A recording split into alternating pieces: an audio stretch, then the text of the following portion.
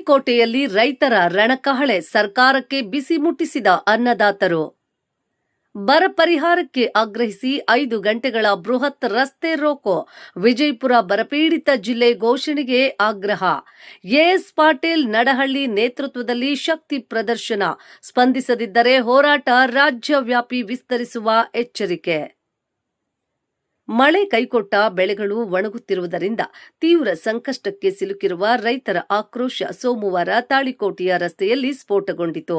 ಬರ ಪರಿಹಾರ ನೀಡಬೇಕು ಹಾಗೂ ವಿಜಯಪುರ ಜಿಲ್ಲೆ ಹಾಗೂ ತಾಳಿಕೋಟೆ ತಾಲೂಕನ್ನ ಕೂಡಲೇ ಅಧಿಕೃತವಾಗಿ ಬರಪೀಡಿತ ಜಿಲ್ಲೆ ಎಂದು ಘೋಷಿಸಬೇಕು ಎಂದು ಆಗ್ರಹಿಸಿ ರಾಜ್ಯ ರೈತ ಮೋರ್ಚಾ ಅಧ್ಯಕ್ಷ ಎಎಸ್ ಪಾಟೀಲ್ ನಡಹಳ್ಳಿ ಅವರ ನೇತೃತ್ವದಲ್ಲಿ ರೈತರು ನಡೆಸಿದ ಬೃಹತ್ ರಸ್ತೆ ರೋಕೋ ಪ್ರತಿಭಟನೆ ಸರ್ಕಾರಕ್ಕೆ ಭಾರೀ ಎಚ್ಚರಿಕೆಯ ಸಂದೇಶ ರವಾನಿಸಿತು. ಬೆಳಗ್ಗೆ 11 ಗಂಟೆಗೆ ಬಸವೇಶ್ವರ ವೃತ್ತದಲ್ಲಿ ಆರಂಭವಾದ ರಸ್ತೆ ರೋಕೋ ಮಧ್ಯಾಹ್ನ 4 ಗಂಟೆಯವರೆಗೆ 5 ಗಂಟೆಗಳ ಕಾಲ ರಾಜ್ಯ ಹೆದ್ದಾರಿ ಬಂದ್ ಮಾಡಿ ನೂರಾರು ರೈತರು ಪ್ರತಿಭಟನೆಯಲ್ಲಿ ಪಾಲ್ಗೊಂಡು ಸರ್ಕಾರದ ವಿರುದ್ಧ ಘೋಷಣೆ ಕೂಗಿ ತಮ್ಮ ಆಕ್ರೋಶ ವ್ಯಕ್ತಪಡಿಸಿದ್ರು. ರೈತರ ಬೃಹತ್ ಪ್ರತಿಭಟನೆಯಿಂದ ಪ್ರಮುಖ ರಸ್ತೆಯಲ್ಲಿ ಕೆಲಕಾಲ ವಾಹನ ಸಂಚಾರ ಸಂಪೂರ್ಣ ಸ್ಥಗಿತಗೊಂಡು ತಾಳಿಕೋಟೆ ಪಟ್ಟಣವೇ ರೈತರ ಹೋರಾಟದ ಕೇಂದ್ರ ಬಿಂದುವಾಯಿತು. ಜಿಲ್ಲಾ ಉಸ್ತುವಾರಿ ಸಚಿವರಿಗೆ ನಡಹಳ್ಳಿ ನೇರ ಎಚ್ಚರಿಕೆ. ಪ್ರತಿಭಟನೆಯನ್ನ ಉದ್ದೇಶಿಸಿ ಮಾತನಾಡಿದ ಎಎಸ್ ಪಾಟೀಲ್ ನಡಹಳ್ಳಿ, ಜಿಲ್ಲೆಯ ಉಸ್ತುವಾರಿ ಸಚಿವ ಎಂಬಿ ಪಾಟೀಲ್ ಅವರು ಇನ್ನಾದರೂ ಎಚ್ಚೆತ್ತುಕೊಂಡು ರೈತರ ಪರವಾಗಿ ಧ್ವನಿ ಎತ್ತಬೇಕು ಎಂದು ಆಗ್ರಹಿಸಿದ್ರು. ಮುಂಬರುವ ಅಧಿವೇಶನದಲ್ಲಿ ವಿಜಯಪುರ ಜಿಲ್ಲೆಯ ಸಮಸ್ತ ರೈತರ ಪ್ರತಿನಿಧಿಯಾಗಿ ರೈತರ ಸಂಕಷ್ಟವನ್ನ ಸರ್ಕಾರದ ಮುಂದೆ ಗಟ್ಟಿಯಾಗಿ ಪ್ರಸ್ತಾಪಿಸಬೇಕು. ಜಿಲ್ಲೆಯ ವಾಸ್ತವಿಕ ಪರಿಸ್ಥಿತಿಯನ್ನ ಮನಗಂಡು ವಿಜಯಪುರ ಜಿಲ್ಲೆಯನ್ನು ತಕ್ಷಣ ಬರಪೀಡಿತ ಜಿಲ್ಲೆ ಎಂದು ಘೋಷಿಸುವಂತೆ ಸರ್ಕಾರದ ಮೇಲೆ ಒತ್ತಡ ಹೇರಬೇಕು ೆಂದು ಒತ್ತಾಯಿಸಿದ್ರು. ಸಂಪೂರ್ಣ ಬರಘೋಷಣೆ. ವಿಜಯಪುರ ಜಿಲ್ಲೆ ಹಾಗೂ ತಾಳಿಕೋಟೆ ತಾಲೂಕನ್ನ ಕೂಡಲೇ ಸಂಪೂರ್ಣ ಬರಪೀಡಿತ ಪ್ರದೇಶವೆಂದು ಘೋಷಿಸಬೇಕು. ಸಂಪೂರ್ಣ ಸಾಲ ಮನ್ನಾ. ಬರದಿಂದ ಸಂಕಷ್ಟದಲ್ಲಿರುವ ರೈತರ ಕೃಷಿ ಸಾಲವನ್ನ ಸಂಪೂರ್ಣ ಮನ್ನಾ ಮಾಡಬೇಕು. ಜಾನುವಾರುಗಳಿಗೆ ಮೇವು. ಗೋವುಗಳು ಹಾಗೂ ಜಾನುವಾರುಗಳಿಗೆ ಮೇವು ಕೊರತೆಯಾಗದಂತೆ ತಕ್ಷಣ ಅಗತ್ಯ ಕ್ರಮ ಕೈಗೊಳ್ಳಬೇಕು. ಉದ್ಯೋಗ ಖಾತ್ರಿ ಕೆಲಸ. ರೈತರು ಹಾಗೂ ಗ್ರಾಮೀಣ ಜನರು ಗುಳೆ ಹೋಗುವುದನ್ನು ತಡೆಯಲು ಕೇಂದ್ರ ಸರ್ಕಾರದ ವಿಬಿಜಿ ರಾಮಜಿ ಯೋಜನೆಯಡಿ ಪ್ರತಿಯೊಬ್ಬರಿಗೂ ಸಮರ್ಪಕ ಕೆಲಸ ಒದಗಿಸಬೇಕು. ಎಕರೆಗೆ 50,000 ಪರಿಹಾರ. ಬರದಿಂದ ಹಾನಿಗೊಳಗಾದ ರೈತರ ಖಾತೆಗೆ ಮುಂಗಡವಾಗಿ ತಕ್ಷಣ ಪ್ರತಿ ಎಕರೆಗೆ 25,000 ನೇರ ಪರಿಹಾರವನ್ನ ಕೂಡಲೇ ಜಮೆ ಮಾಡಬೇಕು. ರೈತರ ಬೇಡಿಕೆ ನಿರ್ಲಕ್ಷಿಸಿದರೆ ರಾಜ್ಯವೇ ಸ್ತಬ್ಧ. ಸರ್ಕಾರದ ರೈತರ ಬೇಡಿಕೆಗಳಿಗೆ ತಕ್ಷಣ ಸ್ಪಂದಿಸದಿದ್ದರೆ ತಾಳಿಕೋಟೆಯಲ್ಲಿ ನಡೆದ ಹೋರಾಟ ಇಲ್ಲಿಗೆ ನಿಲ್ಲುವುದಿಲ್ಲ. ಮುಂದಿನ ದಿನಗಳಲ್ಲಿ ಹೋರಾಟವನ್ನ ರಾಜ್ಯದಾದ್ಯಂತ ವಿಸ್ತರಿಸಿ ಸರ್ಕಾರದ ವಿರುದ್ಧ ತೀವ್ರ ಹೋರಾಟ ನಡೆಸಲಾಗುವುದು ಎಂದು ನಡಹಳ್ಳಿ ಖಡಕ್ ಎಚ್ಚರಿಕೆ ನೀಡಿದ್ರು. ಬರದಿಂದ ಬೆಳೆ ನಷ್ಟ ಅನುಭವಿಸುತ್ತಿರುವ ರೈತರಿಗೆ ಸೂಕ್ತ ಪರಿಹಾರ, ಜಿಲ್ಲೆಯ ಬರ ಪರಿಸ್ಥಿತಿಯ ಅಧಿಕೃತ ಘೋಷಣೆ ಸೇರಿದಂತೆ ರೈತರ ಮೂಲಭೂತ ಬೇಡಿಕೆಗಳಿಗೆ ಸರ್ಕಾರ ಕೂಡಲೇ ಸ್ಪಂದಿಸಬೇಕು ಎಂದು ಪ್ರತಿಭಟನಾಕಾರರು ಒತ್ತಾಯಿಸಿದರು. ಪ್ರತಿಭಟನಾ ಸ್ಥಳಕ್ಕೆ ಆಗಮಿಸಿದ ತಾಲೂಕು ಪ್ರಭಾರಿ ತಹಶೀಲ್ದಾರ ಮಲ್ಲಿಕಾರ್ಜುನ ಅರಕೇರಿ ಅವರು ರೈತರ ಮನವಿಯನ್ನ ಸ್ವೀಕರಿಸಿದ್ರು. ಈ ವೇಳೆ ಯಾವುದೇ ಅಹಿತಕರ ಘಟನೆ ನಡೆಯದಂತೆ ಪೊಲೀಸರು ಬಿಗಿ ಬಂದೋಬಸ್ತ್ ಕೈಗೊಂಡಿದ್ರು. ಈ ಸಂದರ್ಭದಲ್ಲಿ ಬಸನಗೌಡ ಯಡಿಯಾಪುರ, ಸಾಹೇಬಗೌಡ ವಣಿಕ್ಯಾಳ, ರಾಜುಗೌಡ ಗುಂಡಾಕನಾಳ, ಮಲಕೇಂದ್ರಾಯಗೌಡ ಪಾಟೀಲ, ವಾಸುದೇವ ಹೆಬಸುರ, ಪ್ರಭುಗೌಡ ಬಿರಾದಾರ, ಅಸ್ಕಿ, ಸಾಯಬಣ್ಣ ಅಲ್ಯಾಳ, ಶಂಕರಗೌಡ ಶಿವಣಗಿ ಕಂದಗನೂರ, ಬಸನಗೌಡ ಮಾಣಿಕ್ಯಾಳ, ಮರಿಗೆಪ್ಪ, ಶರಶೆಟ್ಟಿ, ಕಾಶಿನಾಥ ಮುರಾಳ, ಸಿದ್ದು ಬುಳ್ಳ, ಡಿಕೆ ಪಾಟೀಲ, ಸಂಗನಗೌಡ ಹೆಗರೆಡ್ಡಿ ಸೇರಿದಂತೆ ಬಿಜೆಪಿ ಮಾಜಿ ಜಿಲ್ಲಾ ಪಂಚಾಯಿತಿ ಸದಸ್ಯರು, ತಾಲೂಕು ಪಂಚಾಯಿತಿ ಸದಸ್ಯರು, ಗ್ರಾಮ ಪಂಚಾಯಿತಿ ಅಧ್ಯಕ್ಷರು, ಸದಸ್ಯರು ಹಾಗೂ ಯುವ ಮುಖಂಡರು ಉಪಸ್ಥಿತರಿದ್ದರು. ವರದಿ Ramesh Dallali, RC news Kannada channel, Talikote. 2.5 ತಿಂಗಳಾತು. ಮಾರ್ಚ್ ಏಪ್ರಿಲ್ದಾಗ ಕೂತೀವಿ ನಾವು ಇಲ್ಲಿ. ಬಿಸಿಲು ಆಗಸ್ಟ್ ಇದು ತಂದು ಹಿಡಿಯಕ್ಕೆ ಚಲೋ ಆಗ್ಬೇಕ ಅಕ್ಟೋಬರ್ಕ. ಈ ಬಿಸಿಲು ದಗ ನೋಡಿದ್ರ ಯಾರಿಗೆ ಎಂತ ತ್ರಾಸ ಐತೆ ಅಂದ್ರೆ ದನದ ಕರುಗಳಿಗೆ ಕುಡಿಯಾಕ ನೀರಿಲ್ಲ. ನಾವು ರೈತರು ಇವತ್ತು ತೊಗರಿ ಬಿತ್ತಿರ್ಬೋದು, ಹತ್ತಿ ಬಿತ್ತೀವಿ, ಹಲವಾರು ಉಳ್ಳಾಗಡ್ಡಿ ಬಿತ್ತಾರ, ಮೆಣಸಿನ ಗಿಡ ಬಿತ್ತಾರ, ಕಬ್ಬು ಹಾಕೀವಿ. ಮಳೆ ಇಲ್ಲ, ಕಬ್ಬುಗಳು ಮಲ್ಲಿಗೆ ಬರಕತ್ತಾವು.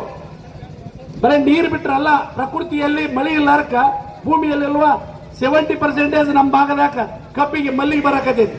ನಂದ 10 ಎಕರೆ ಮಣ್ಣು ಹಚ್ಚಿದ ಕಬ್ಬು ಹೋಗ್ಬಿಟ್ಟತಿ. ಅಂದ್ರ ರೈತರಿಂದನೇ ಸಾಧ್ಯ ಈ ಸಾರಿ. ಇಡೀ ಉತ್ತರ ಕರ್ನಾಟಕ ಭಾಗದಲ್ಲಿ ಬರಗಾಲ ಆವರಿಸಿದ ಈ ಸಂದರ್ಭದಲ್ಲಿ 13ನೇ ತಾರೀಕು ಅಧಿವೇಶನ ಪ್ರಾರಂಭ ಆಗ್ತಾ ಇದೆ.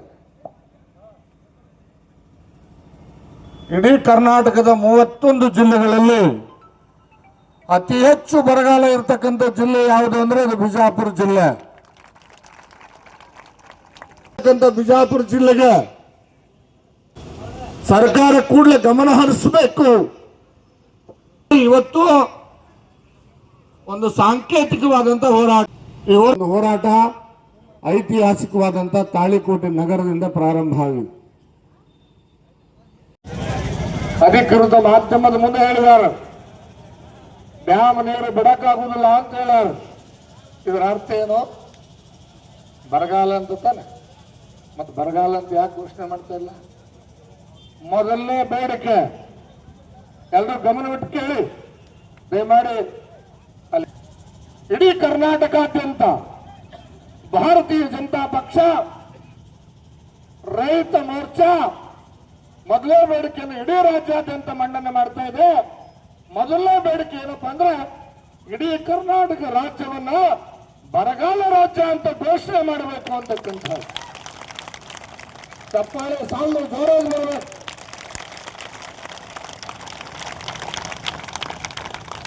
ಬೇಡಿಕೆ ರೈತನ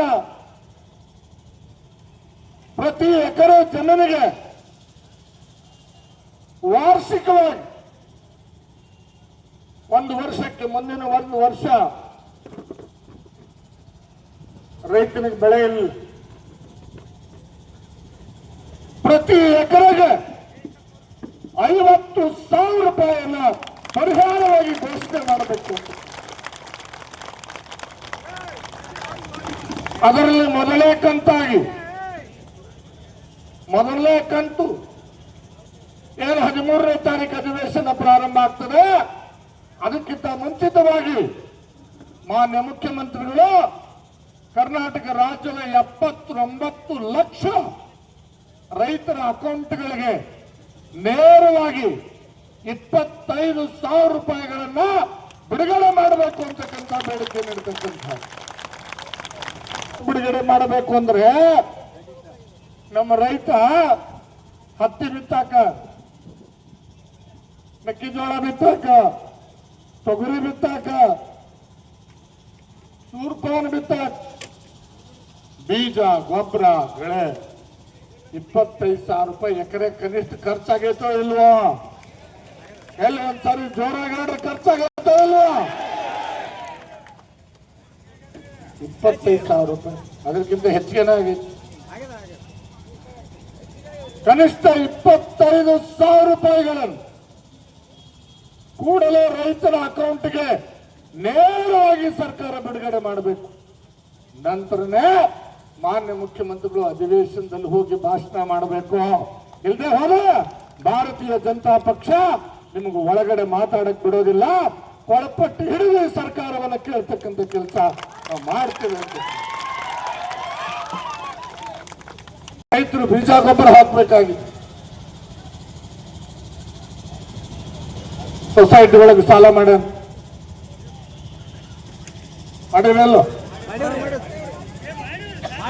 ಸಾಹುಕಾರಗಳ ಹತ್ರ 2 ಬಡ್ಡಿ 3 ಬಡ್ಡಿ ಸಾಲ ತಗೊಂಡ್ಬಂದಿರಿ. ಸಾಲ ಕಟ್ಲಿಕ್ಕೆ ಸಾಧ್ಯ ಇಲ್ಲ. ರೈತ ಕಟ್ಲಿಕ್ಕೆ ಸಾಧ್ಯ ಇದೆಯಾ?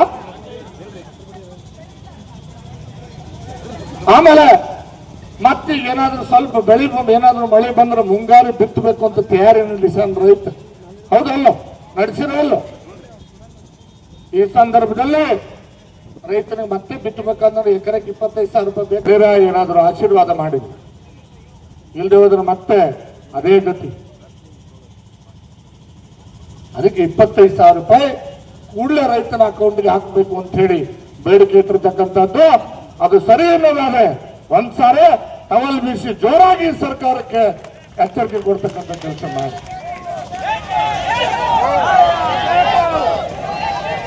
ಮೂರನೇದು, ರೈತರ ಸಾಲ ಕಟ್ಟಲಿಕ್ಕೆ ರೈತನಿಂದ ಸಾಧ್ಯ ಇಲ್ಲ. ರೈತನ ಸಂಪೂರ್ಣ ಸಾಲವನ್ನು ಮನ್ನಾ ಮಾಡಬೇಕು ಅಂತಕ್ಕಂಥ ಬಹಳ ಪ್ರಮುಖವಾದಂತ ಬೇಡಿಕೆಯನ್ನ ಭಾರತೀಯ ಜನತಾ ಪಕ್ಷ ರೈತ ಮಾಡ್ತಾ ಇರ್ತಾ ಇದೆ. ಇಡೀ ರಾಜ್ಯಾದ್ಯಂತ ರೈತರ ಪರವಾಗಿ ಭಾರತೀಯ ಜನತಾ ಪಕ್ಷ ಕೇಂದ್ರ ಸರ್ಕಾರಕ್ಕೆ ಮನವಿ ಮಾಡೋದಕ್ಕೆ ನಾವೆಲ್ಲರೂ ಕೂಡ ಈ ಸರ್ಕಾರದ ಜೊತೆ ಬರಲಿಕ್ಕೆ ತಯಾರಾಗಿದ್ದೇವೆ ಅಂತಕ್ಕಂಥದ್ದನ್ನು ಕೂಡ ಈ ಸಂದರ್ಭದಲ್ಲಿ ನಾನು ಹೇಳಿಕ್ಕೆ ಬಯಸ್ತೇನೆ.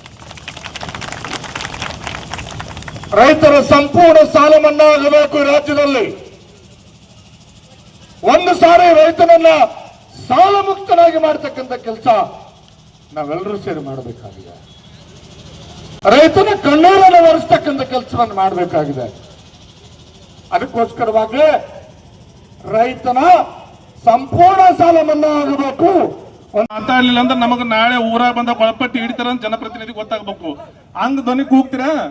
ಬಲೋ ಭಾರತ್ ಮಾತಾ ಕಿ ಜೈ ಜವಾನ್, ಜೈ ಜವಾನ್. ಈ ಬರ ಪರಿಹಾರಕ್ಕಾಗಿ ಆಗ್ರಹಿಸಿ ಇಂದು ತಾಳಿಕೋಟೆ ಪಟ್ಟಣದಲ್ಲಿ ಈ ನಡೆಯುತ್ತಿರುವಂತಹ ಈ ಬೃಹತ್ ಹೋರಾಟಕ್ಕೆ ನಮ್ಮ ರೈತರ ಬೆಂಬಲಕ್ಕೆ ನಿಂತಿರುವಂತಹ ಈ ಹೋರಾಟ ಮೊನ್ನೆ ಎಸ್ ಪಾಟೀಲ್ ನಡಹಳ್ಳಿ ಸಾಹೇಬ್ರು ನೇತೃತ್ವದ ಸರ್ಕಾರ, ಇದು ರೈತರ ನೇತೃತ್ವ ಸರ್ಕಾರ ಎಂದು ಹೇಳಿ ಹಸಿರು ಶಾಲೆ ಮೇಲೆ ಪ್ರಮಾಣ ವಚನ ಸ್ವೀಕಾರ ಮಾಡುತ್ತಿರುವಂತ ಈ ನಾಲಾಯಕ ಮುಖ್ಯಮಂತ್ರಿಗಳ ವಿರುದ್ಧ ನಾವು ಧಿಕ್ಕಾರ ಕೂಗುವಂತ ಪರಿಸ್ಥಿತಿ ಬಂದಿದೆ ಬಂಧುಗಳೇ. ನಮಗೆ ಎಸ್ ಪಾಟೀಲ್ ನಡಹಳ್ಳಿ ಅವರು ನನ್ನ ಹಿಂದಿನ ಮತಕ್ಷೇತ್ರ ಶಾಸಕರವರು. ನಾನು ದೇವರಪ್ಪ ವಿಧಾನಸಭಾ ಕ್ಷೇತ್ರದ ಭಾರತೀಯ ಜನತಾ ಪಕ್ಷದ ಮುಖಂಡ. ನಾನು ಹೆಮ್ಮೆಯಿಂದ ಹೇಳ್ಕೊಳ್ತೇನೆ, ಈ ಹಸಿರು ಶಾಲೆಯನ್ನು ಪರಿಚಯಿಸಿದ ಏಕೈಕ ಜಿಲ್ಲೆಯ ನಾಯಕ ಯಾರಂದ್ರೆ ಎಸ್ ಪಾಟೀಲ್ ನಡಹಳ್ಳಿ ಅಂತೇಳಿ ಹೆಮ್ಮೆಯಿಂದ ಹೇಳ್ಕೊಳ್ತೇನೆ ಬಂಧುಗಳೇ. ಈ ನಮ್ಮ ಬೇಡಿಕೆಗಳು ನೀವು ಹೇಳಿರುವಂತ ವಿಷಯಕ್ಕೆ ನಾವು ಬೇಡಿಕೆ ಕೇಳಕತ್ತೀವಿ. ಮಾನ್ಯ ಮುಖ್ಯಮಂತ್ರಿಗಳು ನೀವು ಏನ್ ಹೇಳಿದ್ರಿ ಅಂತಂದ್ರಲ್ಲ, ಬಿತ್ತನೆ ಮಾಡಬೇಡ ಅಂತ ಹೇಳಿರಿ. ಬಿತ್ತನೆ ಮಾಡಬೇಡ ಅಂತಂದ್ರೆ ನಾವೇನು ಮಾಡಿ ತಿನ್ಬೇಕಾ? ಹಾಗಾಗಿ ಬಿತ್ತನೆ ಮಾಡಬೇಡ ಅಂತ ಹೇಳಿ ಅದಕ್ಕೆ ಪರಿಹಾರ ಏನು ಕೊಡ್ಬೇಕು ಅಂತಂದ್ರೆ ನೀವು ಎಕರೆಕ್ಕೆ ಮುಂಗಡವಾಗಿ 25,000 ರೂಪಾಯಿ ಅಮೌಂಟ್ ಹಾಕ್ಬೇಕು. ಹಾಕದೆ ಹೋದ್ರೆ ನನ್ನ ಭಾರತೀಯ ಜನತಾ ಪಕ್ಷದ ರಾಜ್ಯದ ನಾಯಕರು ಮುಖ್ಯಮಂತ್ರಿಗಳ ಕೊಳಪಟ್ಟಿ ಇಡುವ ಕೇಳುವ ಸಂದರ್ಭ ಕೂಡ ಅತಿ ಸನ್ನಿಹಿತೆ ಕೂಡ ಇದೆ ಅಂತ ಹೇಳ್ತೀನಿ ಬಂಧುಗಳೇ. ಈ ಹೋರಾಟ ಯಶಸ್ವಿ ಆಗಲಿ. ಒಂದು ಪೀರಾಪುರ ಬೂದಿಯಾರ ಏತ ನೀರಾವರಿ ಹೋರಾಟವನ್ನು ನಾವು ಕೊಡಗನೂರು ಕ್ರಾಸ್ ಹತ್ರ 1.5 ವರ್ಷದಿಂದ ನಾವೇ ಮಾಡಿದ್ವಿ ನಮ್ಮ ಮುಖಂಡತ್ವದೊಳಗ. ಅವಾಗ ಒಂದಿಷ್ಟು ಜನ ಮಾತಾಡಿದ್ರು, ಇಲ್ಲಿ ಯಾರು ಬರ್ತಾರ್ರಿ ಹೋರಾಟ ಮಾಡಬೇಡ್ರಿ, ಇಲ್ಲಿ ಟೆಂಟ್ ಹಾಕೊಂಡು ಕುಂದ್ರು ಅಂದ್ರು. ಆ ಸಂದರ್ಭದೊಳಗೆ ನಾವು ಹೋರಾಟವನ್ನು ಮಾಡಿದ್ವಿ. ಹೋರಾಟವನ್ನು ಮಾಡಿದ ಸಂದರ್ಭದೊಳಗೆ ನಾವು 4 ಜನ ಹೋರಾಟ ಮಾಡಿದ್ವಿ. 4 ಜನಕ್ಕೆ ಹೋಗಿ ಆದ್ರೆ ಒಬ್ಬ ಕೈನ ರೈತರ ಮುಖಂಡರ ಕೈಲಿಂದ ಅಂತ ಹೇಳಕ್ ನಾ ಇಷ್ಟಪಡ್ತೇನೆ ಬಂಧುಗಳೇ. ನಾ ಕಾಸಗತೇಶ್ವರ ದೇವರ ಸಾಕ್ಷಿ ಹೇಳ್ತೀನಿ, ನಾವು ಹೋರಾಟ ಕುಂದ್ರದನ್ನೇ ಮೊನ್ನೆ ಎಸ್ ಪಾಟೀಲ್ ನಡಹಳ್ಳಿ ಸಾಹೇಬರು ವೈಯಕ್ತಿಕ ನನ್ನ ನಂಬರ್ ತಗೊಂಡು ಫೋನ್ ಮಾಡಿದ್ರು. ನೀವು ಹೋರಾಟ ಮಾಡ್ಲಕತ್ತಿರಲ್ಲ, ನಿಮ್ಮ ಬೆಂಬಲಕ್ಕೆ ನಾನು ಇರ್ತೀನಿ. ನಾನು ಬೆಂಗಳೂರಲ್ಲಿದ್ದೀನಿ, ಬೇರೆ ವೈಯಕ್ತಿಕ ಕೆಲಸಗಳಿಂದ ಬಂದೀನಿ, ನಿಮ್ಮ ಬೆಂಬಲಕ್ಕೆ ಇರ್ತೀನಿ ಅಂತ ಪ್ರತಿದಿನ ರಾತ್ರಿ 12 ಗಂಟೆ ಆದ್ರೂ ಕೂಡ ನಮ್ಮಿಂದ ಮಾಹಿತಿ ತಗೊಂಡುಕೊಂಡ್ರು ಏಕೈಕ ನಾಯಕರು ಹೇಳಿದ್ರು ಎಸ್ ಪಾಟೀಲ್ ನಡಹಳ್ಳಿ ಸಾಹೇಬರು. ಈಗ ಇರುವಂತ ನ್ಯಾಯ ನಮ್ಮ ಕೃಷ್ಣಾ ನದಿಗೆ ಯಾಕಿಲ್ಲ ಅಂತೇಳಿ ಯಾಕೆ ಪ್ರಶ್ನೆ ಮಾಡಕತ್ತಿಲ್ಲ ಬಂಧುಗಳೇ ನಾವೆಲ್ಲ. ಹಾಗಾಗಿ ನೀವು ಹೇಳ್ತೀರ ಪೀರಾಪುರ ಬೂದಿಯಾಳ ಏತ ನೀರಾವರಿ ಹೋರಾಟದ ಕೂಸು ನಂದು ಅಂತ ಹೇಳಿಲ್ಲ. ಆ ಕೂಸಿಗೆ ಊಟ ಮಾಡಿಸುವುದು ಯಾಕೆ ಮಾಡ್ತಾ ಇಲ್ಲ? ಆ ಕೂಸಿಗೆ ಕುತ್ತಿಗಿಸೋ ಕೆಲಸ ಮಾಡಕತ್ತಾರಲ್ರಿ ಬಂಧುಗಳೇ. ಎಲ್ಲರೂ ಕೂಡ ಪೀರಾಪುರ ಬೂದಿಯಾಳ ಏತ ನೀರಾವರಿ ಮೋಸ ಆಗಿದೆ ಅಲ್ಲ, ಮೋಸ ಆಗಿತ್ತಂದ್ರೆ ಧಿಕ್ಕಾರ ಕೂಗ್ರಿ. ಬಲೋ ಭಾರತ್ ಮಾತಾ ಕಿ, ಬಲೋ ಭಾರತ್ ಮಾತಾ ಕಿ, ಜೈ ಜವಾನ್. ನಮಸ್ಕಾರಗಳು. ಭಾರತೀಯ ಜನತಾ ಪಾರ್ಟಿ ಎಲ್ಲ ಮುಖಂಡರುಗಳೇ, ದೇವರ ಹೆಪ್ಪರಿಗೆ ಮತ್ತು ಮುದ್ದೇಬೇಳ ಮತಕ್ಷೇತ್ರದ ಅಭಿಮಾನಿ ರೈತ ಬಂಧು ಭಗಿನಿಯರೇ, ಮಾಧ್ಯಮದ ಸ್ನೇಹಿತರೆ, ಬಹುಶಃ ಸಾಹೇಬರು ಭಾಳ ಸೂಕ್ಷ್ಮವಾಗಿ ಹೇಳಿದ್ದಾರೆ. ನಮ್ಮ ಹೋರಾಟ ರಾಜಕಾರಣ ಅಲ್ಲ. ನಮ್ಮ ಹೋರಾಟ ಏನಪ್ಪ ಅಂತಂದ್ರೆ ನಮ್ಮ ರೈತರಿಗೆ ಅನ್ಯಾಯ ಆಗದ, ಅನ್ಯಾಯವನ್ನು ಸರಿಪಡಿಸುವಂಥ ಕೆಲಸವನ್ನು ಇವತ್ತು ನಾವು ಮಾಡಬೇಕಾಗಿದೆ. ಈ ಹೋರಾಟವನ್ನು ಸುಮಾರು 7-8 ದಿವಸದ ಹಿಂದನೇ ತಯಾರಿ ಮಾಡಿಕೊಂಡು ಇಷ್ಟೆಲ್ಲ ರೈತರನ್ನ ಒಗ್ಗಟ್ಟು ಸೇರಿಸಿ ಮಾಡ್ಬೇಕಂತ ಮೊನ್ನೆ ಪೂರ್ವಭಾವಿ ಸಭೆ ಮಾಡಿದ್ರು. ಇಷ್ಟೆಲ್ಲ ಬಿಸಿಲಿನಲ್ಲಿ ತಲೆ ಮೇಲೆ ಇಟ್ಟು ಬಿಸಿಲು ಸುಡ್ತದೆ. ನೀವೆಲ್ಲರೂ ಇಲ್ಲಿ ನಿಂತಿದ್ದೀರಿ, ನಿಮ್ಮೆಲ್ಲರಿಗೆ ಮೊದಲ ಧನ್ಯವಾದಗಳನ್ನು ಹೇಳುತ್ತೇನೆ. ಬಂಧುಗಳೇ, ಸುಮಾರು ಹೋರಾಟಗಳನ್ನು ನಾವೆಲ್ಲ ಸಾಹೇಬರ ನೇತೃತ್ವ ಮಾಡ್ಕೊಂಡು ಬಂದಿದ್ದೀವಿ. ಈಗ ನಮಗೆ ಅನಿವಾರ್ಯ ಬಂದದ. ರೈತ ಎಲ್ಲ ತನ್ನ ಸಾಲ ಸೂಲ ಮಾಡಿ ಹೊಲದಾಗ ಬೀಜ ಬಿತ್ತಾನೆ, ಎಕರೆಗೆ 25,000 ಅಂತೆ ಖರ್ಚಾಗಿದೆ. ಅದನ್ನು ರೈತರಿಗೆ ಭಾಳ ಕಷ್ಟದಲ್ಲಿರುವಂಥ ಸಂದರ್ಭದಲ್ಲಿ ಈ ದರ್ಪ ಚರ್ಮದ ಸರ್ಕಾರಕ್ಕೆ ಚಾಟಿಯೇಟ್ ಕೊಡ್ಬೇಕಂತಂದ್ರೆ ನಾಳೆ ಬರ್ತಕ್ಕಂಥ ವಿಧಾನಸಭೆ ಅಧಿವೇಶನ ನಡೀತಾ ಇದೆ 11ನೇ ತಾರೀಕು. ನಮ್ಮ ರಾಜ್ಯದ ನಾಯಕರಾದಂಥ ವಿಜೇಂದ್ರನವರು ಹಾಗೂ ವಿಪಕ್ಷ ನಾಯಕರಾದಂಥ ಆರ್ ಅಶೋಕ್ ಅವರು ಅಲ್ಲಿ ಅಧಿವೇಶನದಲ್ಲಿ ಚರ್ಚೆ ಮಾಡ್ತಾರೆ. ಅದಕ್ಕಿಂತ ಪೂರ್ವದಲ್ಲಿ ಇಲ್ಲಿ ಸಾಹೇಬರ ನೇತೃತ್ವದಲ್ಲಿ ಇದೊಂದು ಹೋರಾಟ ಆದರೆ ಅವ್ರಿಗೆ ಬಿಸಿ ತಡ್ತದೆ ಅನ್ನೋ ಒಂದು ಸದುದ್ದೇಶ ಇಟ್ಕೊಂಡು ಇವತ್ತು ಹೋರಾಟ ಮಾಡಿದ್ದೀವಿ. ನೀವೆಲ್ಲರೂ ಸಂಗನಗೌಡರು ಹೇಳಿದಂಗೆ ಅಲ್ಲಿ ಆ ಭಾಗದಾಗ ಹೆಂಗೆ ರೈತರು ಕರೆದ್ರೆ ಇವತ್ತು ನಿಜವಾಗ್ಲೂ ನೋವಾಗ್ತದೆ. ನಾವು ಸುಮಾರು ಬೆರಳಿಕೆ ಅಷ್ಟು ಮಾತ್ರ ಬಂದಿದ್ದಾರೆ. ಕೊಡಗಾಲೂರು ಕ್ಲಾಸ್ನಲ್ಲಿ ಸಾಹೇಬ್ರು ಹೇಳಿದ್ರಲ್ಲ, ಹುಬ್ಳ್ಳಿ ಪಿರಾಪುರ ಹೋರಾಟದಲ್ಲಿ 1.5 ತಿಂಗಳು ಕೂತ್ಕೊಂಡಿದ್ದೀವಿ. ಕೂತ್ಕೊಂಡಾಗ ಉಸ್ತುವಾರಿ ಮಂತ್ರಿಗಳು ದಿನ ಪೇಪರ್ ಓದ್ತಿದ್ರು, ಧಮಕಿ ಹೊಡೆದ್ರು. ಬಂದು ಪರಮ ಪೂಜ್ಯ ಸಿದ್ದೇಶ್ವರ ಸ್ವಾಮಿಗಳ ಹೆಸರು ಮೇಲೆ ಅಪ್ಪವ್ರು ನನಗೆ ಬಿಜಾಪುರ ಜಿಲ್ಲೆಯೊಳಗೆ ನೀ ಏನಾದರೂ ಮಾಡು, ಒಂದು ಸಸಿ ನೆಟ್ಟುವ ಕಾರ್ಯಕ್ರಮ ಮಾಡು, ಒಂದು ಬಗ್ಸಿ ನೀರು ಕೊಡತ್ತೆ ಇದ್ರು. ಇದೇನು ದೊಡ್ಡ ಕೆಲಸ ಅಲ್ಲಪ್ಪ, 125 ಕೋಟಿ ಇದು ಜುಜ್ಮಿ, 175 ಕೋಟಿ 6ರಿಂದ 9 ತಿಂಗಳೊಳಗೆ FIC ಕೆನಲನ್ನು DPR ಮಾಡಿಸಿ ಟೆಂಡರ್ ಮಾಡಿ ನೀರು ಹರಿಸುವಂಥ ಕೆಲಸ ಮಾಡ್ತೀನಂತ ಹೇಳಿ ಹೋದಂಥ ಉಸ್ತುವಾರಿ ಮಂತ್ರಿಗಳು ಇವತ್ತು ಯಾರು ಸತ್ರು ಕೂಡ ಮಳೆ ಹೋಗಿದೆ. ಒಬ್ಬ ಕ್ಷೇತ್ರದ ಶಾಸಕ ಅಧ್ಯಯನಕ್ಕೆ ಬಂದಿಲ್ಲ. ವಿರೋಧ ಪಕ್ಷದಲ್ಲಿ ಇರ್ತಕ್ಕಂಥ ನಮ್ಮ ನಾಯಕರಾದಂಥ ಎನ್ ರವಿಕುಮಾರ್ ಅವರು, ರಾಜ್ಯ ಘಟಕದ ಅಧ್ಯಕ್ಷರಾದಂಥ AS ಪಾಟೀಲ್ ನಡಾಳಿಸ್ ಅವರು, ದುರ್ಯೋಧನ ಐಹೊಳಿ ಅವರು ಎಲ್ಲ ನಮ್ಮ ರಾಜ್ಯ ಘಟಕದ ನೇತೃತ್ವವನ್ನು ಮೊನ್ನೆ BBಂಗಳಿಗೆ, ಅಂಬಳ್ಳೂರು, ಕೆರೋಟಿಗೆ, ಮಾಡಬಾಳ ಬನ್ನೆಟ್ಟಿ, ಸಿಂದಗಿ ಇವೆಲ್ಲ ಅಧ್ಯಯನ ಮಾಡ್ಕೊಂಡು ಬಂದಿದ್ದೀವಿ. ನಿಜವಾಗಲೂ ನಾವು ಮಾಡಿರುವ ತಪ್ಪಿಗಾಗಿ ಇವತ್ತು ಈ ಬೀದಿಯಲ್ಲಿ ಕೊಡುವಂಥ ಪರಿಸ್ಥಿತಿ ಇದೆ. ಸಾಹೇಬ್ರೆ, ತೋಟದಲ್ಲಿ ಬೆಳೆದಂಥ ಬಾಳೆಹಣ್ಣು ಟಮಾಟಿ ಒಯ್ದು ಚಪ್ಪಲಿ ಬುಡಲ್ಲಿ ಇಡ್ತಾರೆ, ಚಪ್ಪಲ್ ತೊಗೊಂಡು ಹೋಗಿ ಅಂಗಡಿ ಒಳಗೆ ಶೋಕೇಸ್ನಲ್ಲಿ ಇಡ್ತಾರೆ. ಇಂಥ ಪರಿಸ್ಥಿತಿ ಒಳಗೆ ನಮ್ಮ ರೈತರಿದ್ದೀವಿ ನಾವು. ಅದಕ್ಕೆ ನೀವೆಲ್ಲರೂ ಹೆಗಲು ಕೊಟ್ಟು ಬರುವ ದಿನಮಾನದಲ್ಲಿ ಜನವರಿ ಮತ್ತು ಫೆಬ್ರವರಿಯಲ್ಲಿ ನಮ್ಮ ಸಾಹೇಬರು ಹೇಳಿದ್ದಾರೆ 2 ಲಕ್ಷ ಜನ ರೈತರನ್ನ ಸೇರಿಸಿ ದೊಡ್ಡ ಸಮಾವೇಶ ಮಾಡಿ 2 ಕ್ಷೇತ್ರಕ್ಕೆ ನೀರಾವರಿ ಹರಿಸುವಂಥ ಕೆಲಸ ನಾವು ಮಾಡ್ತೀವಿ ಅಂತ ಹೇಳಿದ್ದಾರೆ. ಈ ಕಾರ್ಯಕ್ರಮದಲ್ಲಿ ಮಾತನಾಡಲು ಅವಕಾಶ ಮಾಡಿಕೊಟ್ಟಂಥ ಹೋಗಿ ನಾವು ಬಿತ್ತನೆ ಮಾಡಿ ನಾವು ಖುಷಿಯಿಂದ ಇರಬೇಕಾದಂಥ ರೈತರು ಇವತ್ತು ಯಾಕೆ ನಾವು ಈ ಬೀದಿಗೆ ಬಂದು ಇವತ್ತು ರಸ್ತೆ ಮೇಲೆ ಕುಂತು ಇವತ್ತು ತಾಳಿಕೋಟೆ ಪಟ್ಟಣದಲ್ಲಿ ಕುಳಿತುಕೊಂಡು ಆ ಒಂದು ಸರ್ಕಾರವನ್ನು ಬೇಡುವಂಥ ಅಥವಾ ಒಂದು ಆಗ್ರಹಿಸುವಂಥ ಪರಿಸ್ಥಿತಿ ಯಾಕೆ ಬಂದಿದೆಯಪ್ಪ ಅಂದ್ರೆ ಇವತ್ತಿನ ನಮ್ಮ ಈ ಭೂಮಿಗೆ ಆ ಮಳೆರಾಯ ಕೈಕೊಟ್ಟು ಇವತ್ತು ರೈತ ಎಂದೂ ಯಾರಿಗೂ ಕೂಡ ಭಿಕ್ಷೆ ಬಿಡೋದಿಲ್ಲ. ಅವನು ರೈತ ಎಂದಾದರೂ ಬೇರೆಯವರಿಗೆ ದಾನ ಮಾಡಿದೆ ಗೊತ್ತು ಹೊರತಾಗಿ ಎಂದೂ ಕೂಡ ಅವನು ಕೈ ಚಾಚುವಂಥವನಲ್ಲ. ಆದರೆ ಅನಿವಾರ್ಯ ಪರಿಸ್ಥಿತಿಯಿಂದ ಇವತ್ತು ನಮ್ಮ ಮಳೆಗಾಲಗಳಲ್ಲಿ ಇವತ್ತು ವ್ಯತಿರಿಕ್ತವಾಗ್ತಾ ಇದೆ.